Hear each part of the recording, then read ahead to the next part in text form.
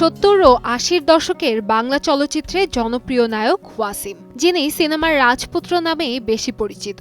দীর্ঘ ক্যারিয়ারে তিনি উপহার দিয়েছেন বহু ব্যবসা সফল চলচ্চিত্র।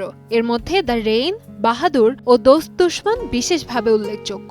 বাংলা সিনেমার সোনালী যুগের এই তারকা 2021 সালে 18 এপ্রিল মৃত্যুবরণ করেন। ওয়াসিমের ক্যারিয়ারের শুরুর গল্পটা ছিল ভিন্ন। বাণিজ্যিক ও অ্যাকশন ঘরানার পাশাপাশি ফোক ফ্যান্টাসি সিনেমাতেও একসময় শীর্ষস্থান দখলে ছিল ওয়াসিমের। 1972 সালে পরিচালক SM শফির সঙ্গে পরিচয়ের মধ্য দিয়ে চলচ্চিত্রে তার পথ চলা শুরু। ছন্দ হারিয়ে গেল সিনেমাতে সহকারী পরিচালক হিসেবে কাজ করেন এবং ছোট একটি চরিত্রে অভিনয় করেন তিনি।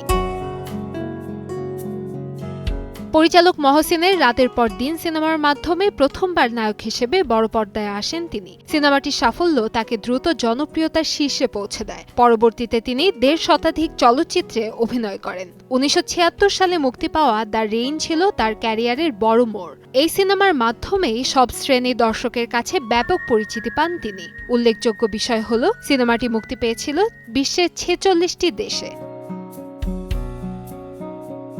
কর্মজীবনে 172টি চলচ্চিত্রে অভিনয় করেন তিনি। 2009 সালের পর ধীরে ধীরে অভিনয় থেকে নিজেকে সরিয়ে নেন ওয়াসিম। অভিনয়ের পাশাপাশি প্রযোজনাতেও যুক্ত ছিলেন তিনি। তার প্রযোজনা প্রতিষ্ঠান ছিল WR প্রোডাকশন। তবে অভিনেতা হিসেবে যতটা সফল ছিলেন, প্রযোজক হিসেবে ততটা সফলতা পাননি তিনি।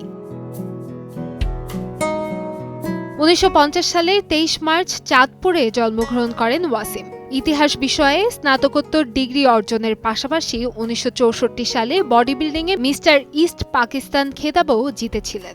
শেষ বয়সে বার্ধক্যজনিত রোগে ভুগছিলেন তিনি। 2021 সালের এই দিনে 71 বছর বয়সে ঢাকার একটি হাসপাতালে শেষ নিঃশ্বাস ত্যাগ করেন এই গুণী অভিনেতা।